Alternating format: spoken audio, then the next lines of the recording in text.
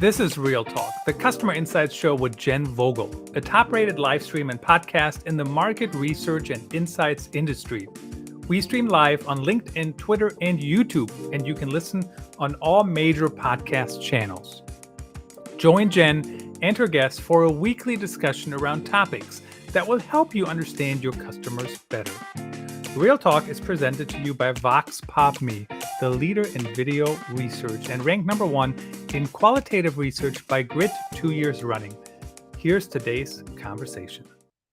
Hello, insights professionals, marketers, and everyone who wants to understand their customers better. I'm your host, Jenn Vogel. Getting actionable insights is one important strategy, right? Presenting them in a way that engages stakeholders and drives business decisions is another. So what should we consider when presenting data in research that will really drive action? Today, I'm joined by Brad Dancer, SVP of Insights and Data Analytics at WWE, to discuss the topic. Welcome to the show, Brad. Great. Thank you. Glad to be here. Thanks for the intro. Yeah, really glad to have you here today. It's Friday before a long weekend, so we're going to have some fun today and get into some good stuff. All right. Awesome. To get us started, can you tell us a little bit about your career and insights so far? Sure. So I'll probably go back in the Wayback Machine, starting in college when I was in college for film and biology. Biology was my backup career to when I decided I couldn't make it as a film director. And I ended up doing an internship in New York for a rep firm doing program research, which I didn't even know existed, and realized there was a perfect storm of all of my loves. Media industry, I'm a voracious consumer of all things story related. My love of data and analytics, as well as my interest in the human psyche and mind, all coming together into one. And I said, you can actually make a career out of working in media, understanding consumers and trying to help make decisions. I had no idea. And from there, I ended up working in local television for years and then landed a job at National Geographic when they were launching their cable channels globally and looking for an insights professional to help launch. So I was the third employee there at the cable channels and helped them all the way through their launches of the networks in multiple markets, and then oversaw the magazine and websites and podcasts and travel and social business of National Geographic as a whole. Doing a lot of different things from content strategy to business development, but always at the core having an understanding of research, analytics, and insights customers, because that's my foundation from whatever I do. And then about a year and a half ago, decided to move up north to Connecticut and join the WWE for a very different type of product, but a wonderful fan base, and really drive their insights into across all these live properties and streaming and another part of the media industry that I love so much. It's interesting how you talk about, you kind of touched on briefly when you were talking about your career at National Geographic, like you were working in different roles, maybe content strategy, maybe business development, but always research and data analysis is a part of that. And I think that's really key, right? Like insights doesn't necessarily just live in the insights department. I think that's huge. And I think that's some of the problem sometimes with the insights department is they want to we are a support organization. We're here to help everybody, but we also know a lot and we know what consumers are thinking. And I think the more proactive you can be with that, the more impact you'll have. And so that's really why I brought all of that customer, fan, viewer first, whatever thinking you want to call it, into all the departments that I worked with. So a lot of the folks that work for me needed, even if they didn't come in through analytics, I gave them a short course in understanding the business, because fundamentally the media business in particular is built on data, whether it's TV ratings or streaming behavior. It's all built on some kind of data, and data is great and data tells you a lot, but without the insights on top of that, you really don't understand how to run your business. Sure. Well, and not to mention that data is changing constantly. Yes. There wasn't streaming data not too long ago. Right. And when that comes about, it's a whole new animal that you've got to learn to live with. Absolutely. Figure out. And so why do you think storytelling with data can be so difficult? Like, what are some of the struggles that insights teams might have in dispelling their insights throughout the organization? Sure. And this may be particular to the industry I work in because we work with storytellers. So most of my life is working with filmmakers or writers or journalists or creative marketers, people who are pushing the boundaries of creativity. And so when you can get, it can be intimidating for an analyst who's living in spreadsheets and data and SQL files or whatever it might be, SQL queries. They're going into a room of creatives who maybe don't want to hear or aren't prepared to hear or know they're just going to sit through some boring data presentation. So they get lost in the data or they get lost in trying to put together the story. And I think, so for me, it's focusing on what the actual goal is and who your audience is. So I have spent most of my life trying to get data across to people who probably didn't want to be in the room with me. And that's okay. They wanted to hear the information. They just didn't want to have to go through the process. They knew it was important, but they wanted to get to the next meeting to figure out what was going on. So it's getting out of our own way of what is important and all the hard work that we might have done. Maybe took us 6 hours to find that answer, and it may take 6 seconds to tell them that answer. And all they care about is the 6 seconds. They don't care about the 6 hours it took us to do that, nor should they. So it's a matter of just getting to the point quickly and trying to talk in the language of the people you're speaking to. Yeah, and that's not easy, right? Like summarizing into one kind of really quick thought, a 6-second thought or something can be really challenging. I always think about that quote of like, if I had more time, I would have written a shorter letter, which we struggle with when we're in marketing content, trying to write shorter emails or shorter web copy. But for researchers, that's tough as well. And as you're describing the scene in sort of a media company, going into a room of storytellers and trying to get them excited about what you're sharing, like that does sound like a really big challenge. I think it's a challenge that's happening in all industries, but especially as you describe the audience that you're speaking to, they know how to tell a good story. And if you're kind of throwing up data in front of them, they're bored. Right. They're bored, or you're telling them how they can feel like you're telling them how to do their job. They don't want to hear how to write a story, and that's not our job. Our job is, and one part of our job is to give feedback on how our audience is reflecting the work that they're doing. And that is, a long time ago, I had a head of programming who, I'll share this vulnerable story here. I went into a meeting with producers that had worked on a natural history film at National Geographic, and they'd worked on that film for 3 years. That was their life for 3 years. And they were in the field and did amazing work. They came and edited it for 6 to 8 months. And when we aired the show, we marketed it, and it just didn't do well.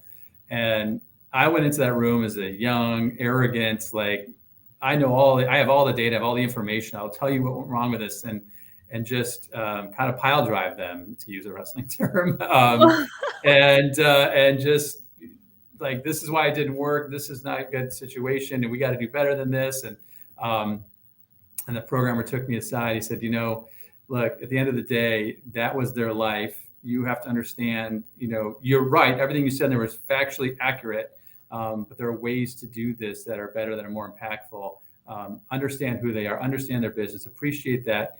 If this show doesn't work, or if this product doesn't work, or this launch doesn't work, or this marketing campaign doesn't work, it's not necessarily your neck that's on the line. So be respectful of who's in the audience and help them understand so that you can make it better for the next time around. And I think that stuck with me, and I was glad that happened early in my career. Not glad that it happened at all, but I was glad it happened early in my career, and I had somebody who could help me see through the process of something that maybe I should have been a little more empathetic to at the time. But you're so sometimes get so involved in just seeing the numbers, and here's the ratings, or here's the streams, or here's the ROI, and you forget that it's people making these things, it's people seeing these things, and that data is just an example. That data is all people behaving with your company in some way, and that I instill in all of my teams. Like, we have to pull back and remember that it's not data. These are human beings we're talking about, behaving with us, buying products, watching videos, whatever it might be. And don't lose sight of that. For sure. Yeah. And it is important to be, aware, empathetic, as you say, to the people that worked very hard on that show or that product or whatever it might have been. And, think about the passion that they have for it and be able to share the insight in a productive way, right? That can actually help make it better or help do something different. What tips can you share that would help make presenting the data or, the story more impactful? So one thing I say a lot, and for people who've seen me present before, they've heard this many times, and this is a very logistic thing, but I will stand on this very firmly, is stop presenting the methodology at the beginning of any data presentation, whether that's qualitative methodology or a survey data. And that's from a supplier side to a client side, no matter who's presenting. I am sort of amazed and confounded by this industry that it decided we had to defend ourselves at the beginning of every presentation by saying, well, this is the question that was asked, or this is the goal we were trying to achieve. And here's how we went about doing it. And I'm not saying it's not important. Of course it's important. When we want to go the right strategy, we want to have the right ethical and valid and reliable data we can, but that's our job. We'll worry about that, and we can answer any questions about methodology. But as soon as you put the methodology first, it opens up questions, especially people who are already suspect of what the data might tell them. So, this is a focus group of 40 people. That can't tell me anything, or whatever it might be. This is digital ethnography. I don't even know what that is. So it's a process I would like to see end, put it in the end, don't put it in at all. It's not important. As I said to the producer of one of our shows, I'm like, you don't tell me what cameras you used, and I don't care. That's your job, and I'm expecting you're professional and you know what you're doing. I'm not going to second guess what technology you use to produce the show or what scheduling software you use to produce the show. Let me do my job, and that broke through. Let's just get to what is important. Another tip is and this is a tip for everything in life, is keep it simple and short and sweet. Get in and out with the point you want to make. Back up the data as you need to, but don't spend a lot of time on anything. Nobody needs to see a presentation of the survey or of the focus group. What they need to see are what they need to learn from all of the work that you've done. A sort of example of this, we had a very long project. It was about 6 or 7 months. It involved behavioral data and focus groups and a couple of surveys and a 2-week long digital ethnography, all resulting in various forms, a lot of money and time and people spent to do this, a very impactful project, which fundamentally changed how an entire department was structured. Money was saved as a result of this, and marketing, because we were able to change things. But all of that work resulted in basically 3 slides that I presented to an executive team to get approval that took maybe 30 minutes of discussion. And some of my team felt, well, but all that work, I'm like, no, all that work did exactly what it should have done. That's exactly why we're here. And we made a huge impact. We saved this company money. We have a new strategy going forward, all because of this work we did. And I think sometimes we get so hung up in, well, we asked 20 questions. We have to present all the information from those and these beautiful charts, instead of actually just getting to respect other people's time, respect their needs, respect their deadlines, respect what they have in front of them and what they have to do for their bosses. So it's just a matter of finding that happy medium. For sure. And that's not easy. No, it's not. Yeah. And even as you were describing the, people producing a show, it took them 3 years and 6 to 8 months to, create this. The end output is what, an hour, or, if it's series, 8 hours worth of content, right? It's the same, right? You're going to spend the months or however much time, even if it's a day, presenting something. And most viewers are like, doesn't matter to me that you were 3 years in the field. Is the show good or not? That's ultimately, right. Totally. And what do you think insights professionals are relying too much on what they know, right? Data, the insights, the work, the methodology, as opposed to, how much time do you spend really understanding your audience internally, and being able to translate that into solving a problem for them really requires you to really deeply understand the problems they're trying to solve.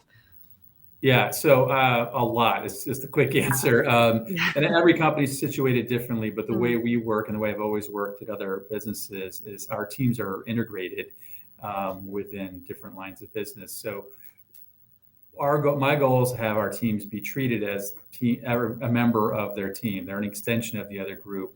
While we may be centralized and other groups decentralized or matrix or federated, whatever it is, you can't do your job as an insights professional without understanding how that line of business or the company makes money, how it spends its money, how it attracts, what the end result is on the consumer, whether we're talking about selling product or e-commerce or spending time and attention, and what strategies and goals and drives are on the department heads and the leads of those groups. Understand what's keeping them up at night, what their stress levels are.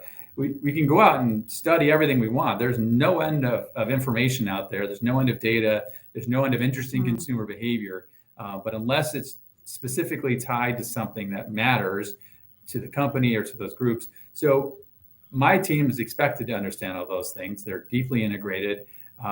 We should be hiring, and insights professionals, I always find, are some of the most curious, question-oriented, critical thinkers. And that's what we look for. Like, we're here to challenge the status quo. We're here to ask questions. We ask questions externally with fans, and we shouldn't be asking the same questions internally. We should be as curious with everybody who works at this company as we are with all of our fans outside of the company. And that has a huge impact. It builds trust, and when parts of the business feel that a data analyst or a data professional or insights professional deeply understands the pressures they're under and the timelines they're under and what they need to get done, rather than just saying, well, here's some data for you that I put in nice tables so it's easier to read. Totally. Yeah, I can see that. It's interesting how you describe the structure of the teams. I've heard similar structures more recently, even like restructures happening where, hey, we've just centralized the insights department, but everybody kind of rolls up into different, here's the ad team, here's the, the product team or whatever.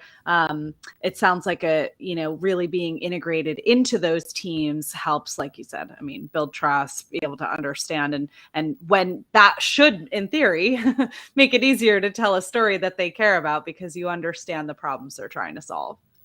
Right. And then the hard part of that then is sometimes putting the story across all those departments. So that's some of my job, and some others say, well, at the end, a fan isn't going to look at WWE as, Raw on Monday and SmackDown on Friday, or this WrestleMania on the weekend, or buying a t-shirt. That's just the brand, and they experience it in different ways because we're structured in different ways. Doesn't mean that's the way they think about it. So it's also then understanding behavior that happens. We have a group of people that are working on helping to sell our tickets to all of our live events. But they need to know what's happening in media and what's going on our YouTube channel. And it's just as important to understand all of those things. So that for me is sort of a sweet spot of when you have teams that are centralized, but federated. So they're integrated in other departments, but the reason we all are centralized is that we can talk with each other. So we're not duplicating efforts. We're understanding other businesses. We're understanding how the data works. Because in the end, we're all kind of working from the same data lake, it's all there. So we're just looking at it and accessing it in different ways. Yeah, totally see that. Somebody I was just talking, I think it was our guest on the podcast earlier this week said he's got tickets to see WWE in the next couple of days. Trading multiple days. Totally. He was excited to that we were going to have this chat this week. So Jason, if you're listening, we're talking about you. So let's talk about presentation style. Like, what have you found are presentation styles that are best to help to drive those results and resonate with people? So I'll start with me personally. I tend to lead with humor. That doesn't mean I'm funny, but I just try and keep a high energy, humorous approach because it keeps people off guard a little bit. Not self-deprecating humor, because enough of that. The insights industry, I think, is sometimes like, oh, here I am for a 3-hour presentation, ha ha. I'm like, enough of those like jokes. Like, let's just It's really, again, keeping things light, because sometimes the information can be pretty heavy. I am a minimalist in presentations. I've much to the chagrin of the marketing department, often don't put branding on anything. I'm not creating decks that have to live as a paperweight on somebody's thing. I'm like in the moment, trying to feed things as real time as I can. Sometimes delivering things and it may not be fully complete, but as they go, because the industry moves very fast. Everybody's got to have their own style. So what I work with on younger members of my group, or those who aren't as comfortable, no matter what stage of the career on presenting, is finding their own style. But you can't be somebody you're not. So let's find out what you're strong at and whatever presentation style that is, or maybe you're just not even that comfortable presenting, which is okay too. But then you just got to find what works for you and then for the client. So it's situational leadership. That's why it's so important, going back to the previous discussion, of knowing those businesses and who runs those businesses and why. Everybody's a little different. So you should act accordingly. There are some systems. I'm not going to go into the boardroom and start cracking jokes with the board. But there are time and place for everything, but it doesn't mean I can't keep things, at least still lighthearted and be who I am at the end of the day, and get the important information across. Years ago, as an example, at National Geographic, and something I still do here, we just started this random Slack channel called 5 Things. And it was, 5 things going on with our customers. And it was just random facts that the insights team was learning about our fans or our customers or viewers, every week. Could be very small things like, we had, double the amount of parents with young kids watching us this week, or very large strategic things that, just about anything going on. But there's so much information going through Insights Group that doesn't get well communicated. And very quickly, this became the most popular Slack channel, somewhat by accident, just people going, I had no idea all this stuff was going on. And it's just finding your path of communication to get the information across. It doesn't have to be a presentation formally. Slack and other forms of communication are extremely powerful in those regards as well. Totally. I've heard some really creative ways that people are getting their insights out there, internal podcasts and, kind of like spam like style emails that like really kind of get people paying attention, which is really, really fun to see that creativity come out of the insights departments. One thing you said, actually, first of all, as a marketer at heart, it's crushing me to hear that you make decks with no branding. No, they don't do externally, to be fair. That's fair enough. But even internally, I mean, all of your marketing partners, I hear you. But one thing you said that's super interesting to me, that sometimes you put something together that might be incomplete. Because it's important to get the information out there quickly, and the industry moves so quickly. That's amazing to me. That, like, I guess, how do you decide, hey, this is information that needs to get out now versus this is information that is important that it's complete? Where do you allow yourself that flexibility?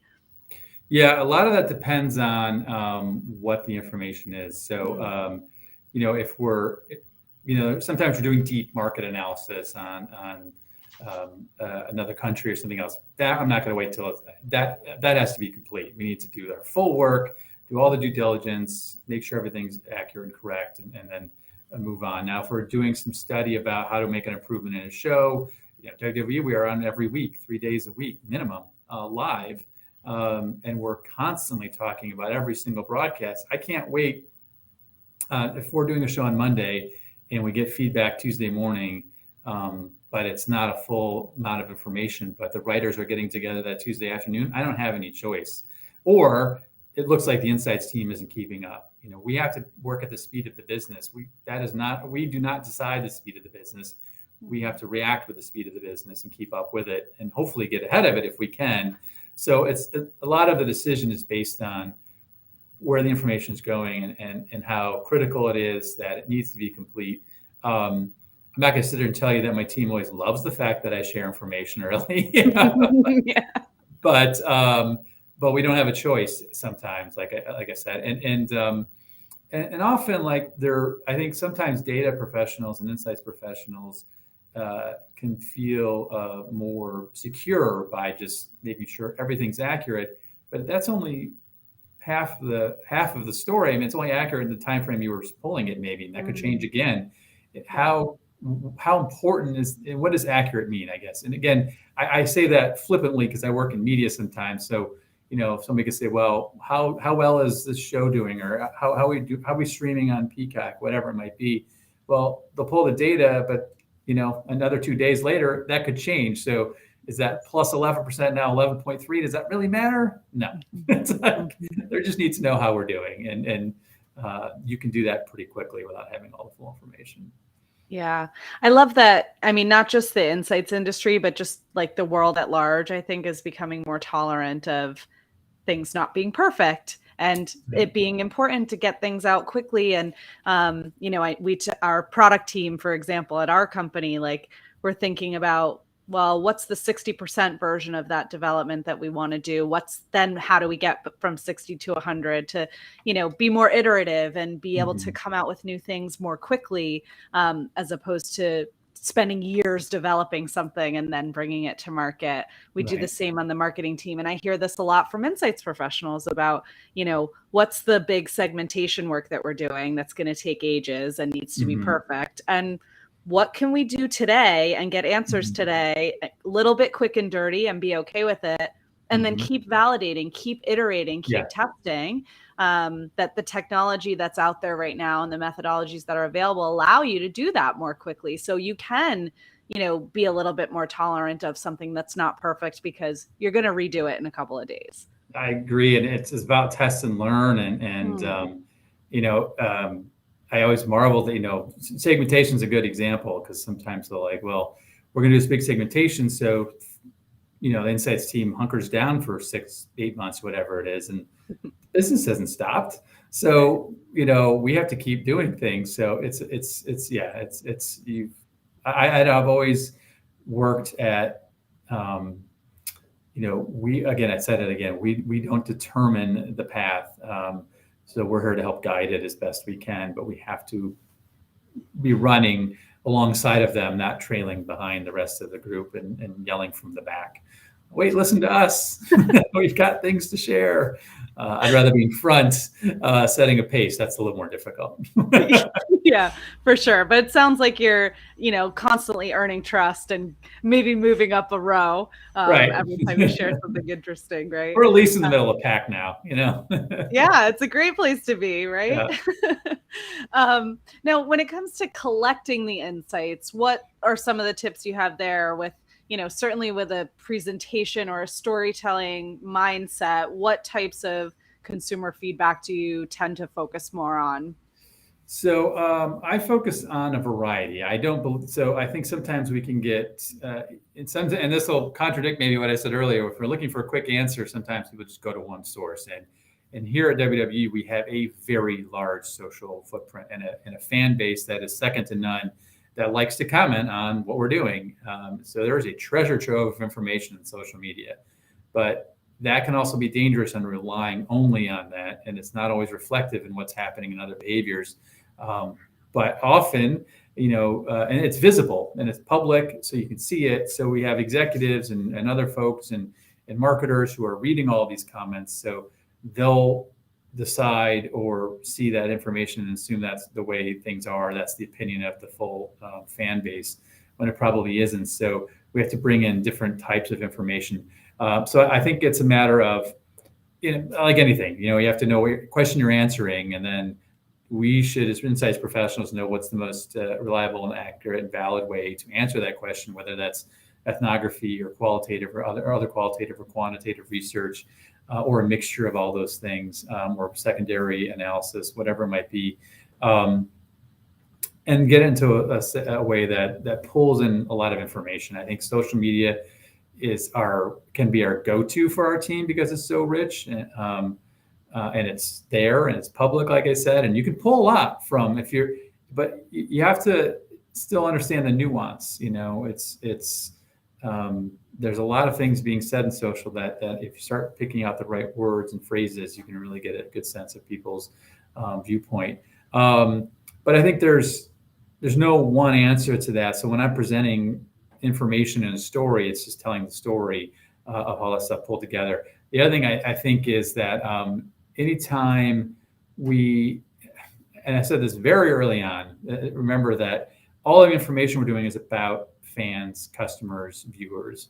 Anytime we can show fans, customers, or bring them to life, whether that's from, we do a lot of day in the life kind of things, like this is what our viewer went through during the day, and personify, because again, that's what works for creative professionals. They want to know who they're sitting on the couch with and watching that show with, or who's sitting there holding their phone, watching our YouTube video, whatever it might be. They need to see them, whether it's, we've done live focus groups in the office, whether it's getting video of them, so that they can remember that million viewers they had are still people, and here's one of them, and here's what they said about it. And as long as that comment or that video personifies what we think is the bigger strategy, those are extremely powerful moments. Yeah, you did say that earlier, like a reminder. This is not just data. There's real people behind it, and reinforcing that and actually showing that. I mean, you don't have to sell me on that point, obviously.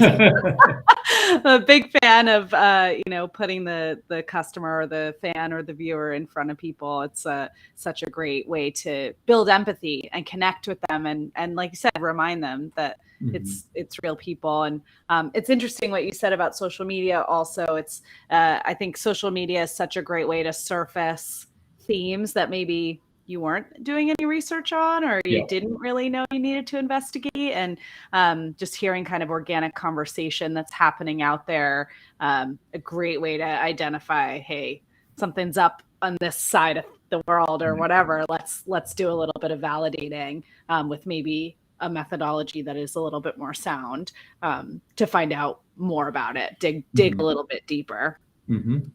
Right. One other question I have for you, I mean, as you're talking about all these different methodologies that you might use, and you've got social media, and you've got, probably viewership data and TV ratings and streaming data and quantitative and qualitative, like, how are you bringing this all together into a place that can sort of make sense of everything? Still a work in progress. Yeah, right. We're because we're centralized and we talk so much, we see, and we have different groups following different things. But as one example, when I came to WWE, there's a lot of isolated, siloed reporting on different parts of a then called pay-per-view, now called a premium live event. So WrestleMania reports would come out from the live events team and the CPG team, and here's what our retail sales were, and here's what our ticket sales were, and here's what the fan feedback was, and this is the viewership. And an executive is getting 8 different reports on the performance of what is the most important thing that we do here.